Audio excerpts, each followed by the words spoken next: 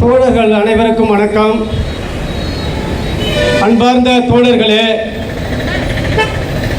நெல்லை கவினின் சாதிய ஆணவ படுகொலையை கண்டித்து நடைபெறுகின்ற இந்த ஆர்ப்பாட்டம் இது போன்ற பல ஆயிரம் ஆர்ப்பாட்டங்களை நடத்திவிட்டோம். இன்னமும் பல ஆயிரம் ஆர்ப்பாட்டங்களை நடத்துவோம். ஏன்னா இது இன்னையோட முடிய போகிறது கிடையாது. இது இன்னும் எத்தனை வருடமானாலும் இது போன்ற சாதிய ஆணவ படுகொலைகள் தொடர்ந்து நடந்துக்கிட்டு தான் இருக்கும். அதற்கான தீர்வே இன்னும் எந்த ஒரு அரசும் இதுவரைக்கும் அதை கையாளல. கண்ணகி முருகேசன் துவங்கி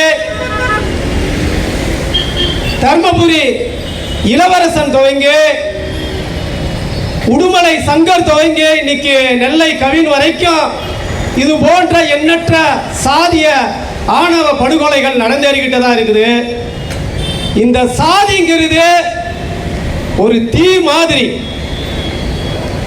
எப்படி காட்டு தீ எரியும் போது ஒட்டுமொத்த காடும் எரிஞ்சு சாம்பலாகுமோ, அதை போல இந்த சாதியும் ஒட்டுமொத்த சாதிய கொடுமைகளை அனுபவிச்சு இது போன்ற எண்ணற்ற உயிர் சேதங்களை பலிவாங்கி கொண்டுதான் இது முடியுமாங்கிற ஒரு கேள்விக்குறியோட தமிழ்நாட்டில் இன்ன வரைக்கும் இது போன்ற சாதிய படுகொலைகள் நடந்துக்கிட்டு தான் இருக்குது. இந்த சாதிங்கிற தீய பல நமக்கு முன்னாடி இருந்த எண்ணற்ற இயக்க தோழர்களாகட்டும், நமக்கு முன்னோடியாக இருக்கக்கூடிய தலைவர்களாகட்டும், இந்த சாதிக்கு எதிராக எண்ணற்ற போராட்டங்களையும் நடத்திக்கிட்டு தான் இருக்கிறாங்க. இப்படி ஒவ்வொரு வாட்டியும் இது போன்ற போராட்டங்களை முன்னெடுக்கும் போது, சாதிக்கு எதிராக தீர்வை நோக்கி செல்லும் போது, அந்த சாதிங்கிற தீயை அணையாமல் பாதுகாக்கக்கூடிய ஒரே சக்தி எதுன்னு பார்த்தீங்கன்னா இந்த பார்ப்பனியம் மட்டும்தான். எரியிற தீயில எண்ணெயை ஊத்துற மாதிரி ஒவ்வொரு வாட்டியும் சாதிய கட்டமைப்பு உடையும் போது, அது கொஞ்சம் கொஞ்சமாக குறையும் போது, அந்த சாதிங்கிற தீயை அணையாமல் பாதுகாக்கக்கூடியது பார்ப்பனியம் தான். ஏன் சொல்றேன்னா, இன்னைக்கு தின்ற சோத்துல இருந்து தின்னுட்டு பேர்ற பீ வரைக்கும் சாதி இருந்துகிட்டு தான் இருக்குது.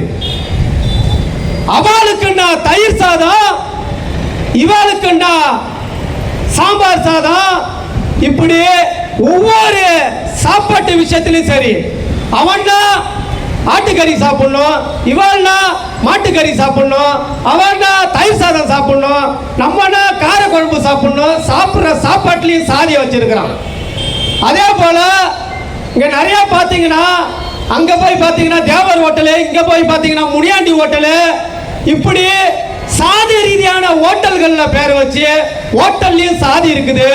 அதே போல ஒவ்வொரு வீதிகளிலையும் சாதி பேரு, கோணா தெரு, ரெட்டியார் தெரு, கவுண்டர் தெரு, வண்டியார் தெருன்ட்டு இப்படி பல சாதிகளின் பெயரால பல தெருக்களை வைத்து இன்னமும் இந்த சாதியை தூக்கி பிடிச்சிட்டு இருக்குது பார்ப்பனியம். இதுக்கு எல்லாத்துக்குமே காரணம் பார்ப்பனியம் தான்.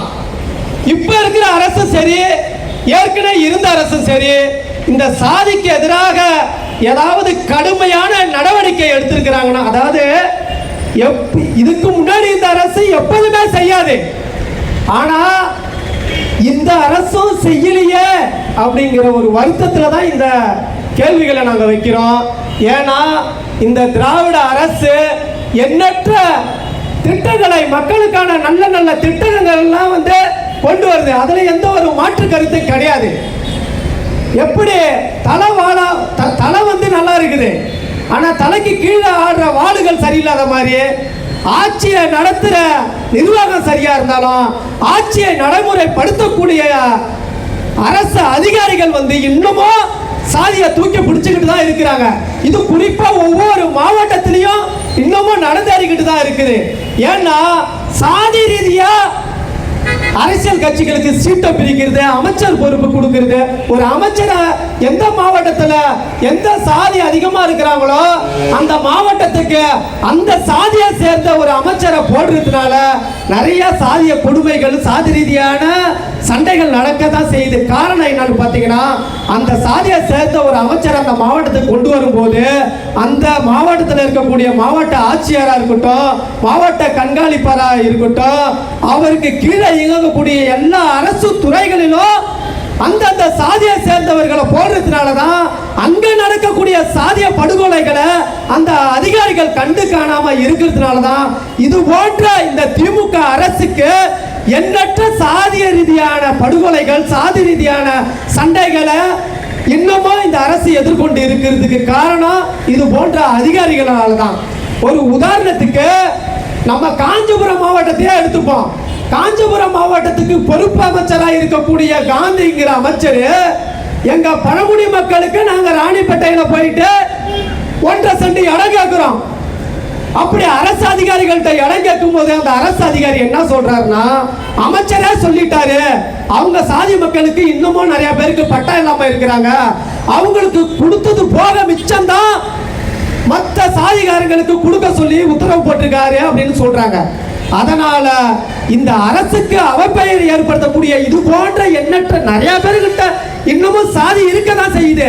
சாதிங்கிறது இன்னைக்கு நேத்து இல்ல, இன்னும் 100 ஆண்டு இல்ல 1000 ஆண்டுகள் ஆனாலும் இந்த சாதி இருந்துகிட்டு தான் இருக்கதான் செய்யும். இந்த சாதியை தூக்கி பிடிப்பதே பார்ப்பனியம். எப்படி சொல்றேன்னா, ஒரு 2 உதாரணம் மட்டும் சொல்லிட்டு முடிக்கிறேங்க. இந்த சாதிங்கிறத எப்படி பாதுகாக்கிறாங்கன்ட்டு. உதாரணத்துக்கு சாதி எப்படி ஒழியும்?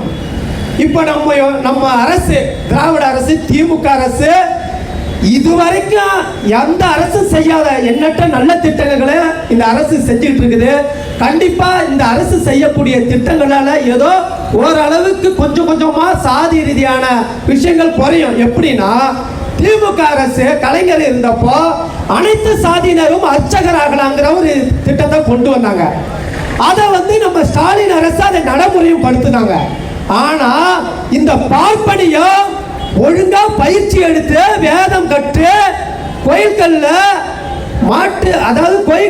கோயில்கள்ல போயிட்டு மாட்டு சமூகத்தை சேர்ந்தவங்களை அனைத்து சாதியினரும் அர்ச்சகராங்கிற திட்டத்துல அர்ச்சகரா போடுறாங்க. அப்படி போட்டவர்களை கோயிலுக்குள்ள விடாம நீதிமன்றத்துக்கு போய் தடை வாங்குது யாருன்னு பார்த்தா இந்த பார்ப்பனியம். அது யாருகிட்ட போடுறாங்கன்னா, நமக்கு நீதி கிடைக்காம நம்ம எங்க போவோம்? நீதிமன்றத்துக்கு போவோம். ஆனா அந்த நீதித்துறையில எவ்வளவு ஒரு அதிகமான அளவுல சாதி பின்பலம் கோலச்சி இருக்கிறதுங்கிறதுக்கு இது ஒரு சான்று. யாருன்னா, இந்த ஜிஆர் சுவாமிநாதங்கிற நீதிபதி இந்த அனைத்து சாதியினர் அர்ச்சகராக கூடாதுன்னு அவங்க போய் தடை உத்தரவு வாங்குறதுக்கு அங்க போறான். அப்போ இந்த அனைத்து சாதியினர் அர்ச்சகர் சங்கத்துல இருந்து போய் நிக்கிறாங்க. அவங்க வாதிடும் போது அவங்கள பார்த்து இந்த ஜிஆர் சுவாமிநாதன் கேட்கிறாரு, நீங்களா என்ன வேதம் கற்றவர்களா?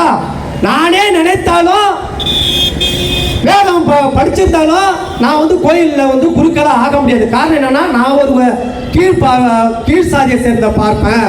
அதனால மேல் சாதியை சேர்ந்த பார்ப்பனர்கள் மட்டும்தான் கருவறைக்குள்ள நுழைஞ்சு அர்ச்சகராக முடியும், மந்திரம் ஓத முடியும் தீர்ப்பு கொடுக்கிறது யாரு? ஜிஆர் சுவாமிநாதன்கிற ஒரு பார்ப்பனர் தான். அதே போல ஏகப்பட்ட மசோதாக்களை அமைச்சு இந்த ஆளுநர் ரவிக்கு அனுப்புனாங்க.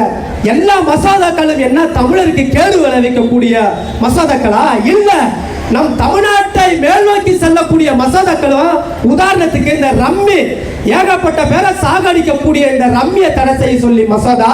அதே போல கல்விங்கிற ஒரு விஷயத்துல தான் இந்த பார்ப்பன சக்தி கை வைக்குது. ஏன்னா இவன் படிச்சா முன்னுக்கு வந்துருவான், முன்னுக்கு வந்தானா நம்ம சாதி கீழ் சாதி ஆயிடும். இந்த பார்ப்பனியம் படிக்கவே கூடாதுங்கிறதுக்காக தான் இன்னைக்கு ஏகப்பட்ட பள்ளிக்கூடங்களா இருக்கட்டும், கல்லூரிகளாக இருக்கட்டும், இது போன்ற கல்லூரிகள்ல துணைவேந்தரை நியமிக்கிறது யாருன்னு பார்த்தா இந்த ஆளுநருக்கு அதிகாரத்தை கொடுத்ததுனால RSS சித்தாந்தத்தையும் பார்ப்பன சித்தாந்தத்தையும் உள்ள புகுத்தக்கூடிய RSS அதிகாரிகளை கொண்டு வந்து கல்வி நிலையங்களில் புகுத்துறதுனால தான் இது போன்ற கல்லூரிகள்ல இந்த மாதிரி RSS சித்தாந்தம் புகுந்துடக்கூடாதுன்ட்டு மக்களால் தேர்ந்தெடுக்கப்பட்ட முதலமைச்சருக்கு இந்த அதிகாரம் வேணும்ட்டு இந்த தீர்மானத்தை கொண்டாடுறாங்க.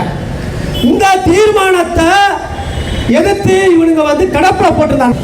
அதனால இந்த ஆளுநர் கிடப்பில் போட்ட தீர்மானத்துக்கு எதிராக, மசோதாவுக்கு எதிராக நம்மளுடைய திமுக அரசு கடுமையான சட்டவாதங்களை முன்வைத்து டெல்லி சுப்ரீம் கோர்ட்டுக்கு போயிட்டு கிடப்பில் போட்டா இந்த திட்டம்லாம் நிறைவேறதான் நாங்கள் அறிவிச்சிருவோம் அறிவிச்சு இந்த சட்டத்தை வந்து சுக்குநூறாக்கிச்சு திமுக சட்ட வல்லுநர்கள்லாம் ஆக்குனாங்க. ஆனா இதற்கு கோடை விடுமுறை காலத்தில் இருக்கும்போது, கோடை விடுமுறையா இருக்கும்போது மதுரை நீதிமன்றத்தில் போயிட்டு கரெக்டா இந்த ஜிஆர் சுவாமிநாதனும் வெங்கட்ராமனுங்கிற ஒரு நீதிபதியும் உட்காரும் போது அங்க ஒரு பிஜேபியை சேர்ந்த ஒரு வழக்கறிஞர் RSS காரன் அவன் போய் என்ன பண்ண தடை உத்தரவு போடுறாங்க இந்த ஜிஆர் சுவாமிநாதன். இவர் யாரு? இவரு ஒரு பார்ப்பனர். ஆக மொத்தத்தில் நாமெல்லாம் படிக்க கூடாது, தமிழ்நாட்டுக்கு வரக்கூடிய நல்ல நல்ல திட்டங்களுக்கு எதிராக இந்த பார்ப்பனியம் இன்னமும் வேலை செய்யறதுனாலதான் இந்த சாதி இருக்க இருக்க இன்னும் அதிகமாகிட்டு போகுதுங்கிறத நம்ம வந்து புரிஞ்சுக்கணும். ஏன்னா எண்ணற்ற சட்டங்கள் வருது, ஆனா இந்த சட்டங்களை போட்டாலும் இந்த சாதியை பாதுகாக்கக்கூடியது இந்த கட்டமைப்பு தான். ஏன்னா நானே நினைத்தாலும் இந்த 4 வருடம்னு சொல்றாங்க இல்லையா, தலையில இருந்து பொறுத்த ஒருத்தவன், காலில் இருந்து பொறுத்த ஒருத்தவன்ட்டு, நானே நினைத்தாலும் இந்த சட்டங்களை மாற்ற முடியாதுன்னு இந்த பார்ப்பனையம் தான் சொல்லியிருக்குது. அதனால தான் இந்த சாதியை வந்து இன்னமும் பாதுகாத்துக்கிட்டு இருக்கிறாங்க. இப்போ நம்ம இங்கே ஆர்ப்பாட்டம் நடத்துறோம்னா இதுக்கு காவல்துறை வந்து நமக்கு பாதுகாப்பு கொடுக்குறாங்க. அதே போல இந்த நவீன் படுகொலையை வந்து நம்ம வந்து பேசணும். ஏன்னா இந்த நவீனோட அம்மா அப்பா பார்த்தீங்கன்னா காவல்துறையில் அதிகாரியா இருக்கிறாங்க.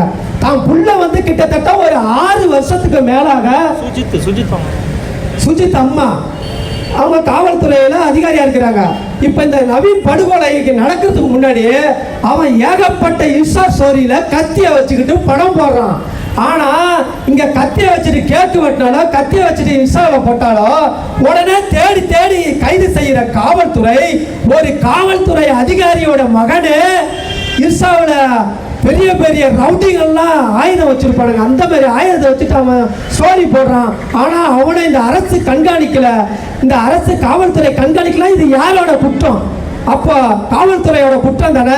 இதுல வந்து பெற்றோர்களுக்கெல்லாம் உடந்தை இல்லைன்னு சொல்ல முடியாது, பெற்றோர்களுக்கும் உடந்தை இருக்குது, இந்த சுஜித்தோட கூட்டாளிகளுக்கும் உடந்தையா இருக்கிறாங்கன்னு சொல்லி இது போன்ற எண்ணற்ற சாதி சங்கங்கள் பின்னணியில இருந்துதான் நவீன படுகொலை செஞ்சிருக்கிறாங்க.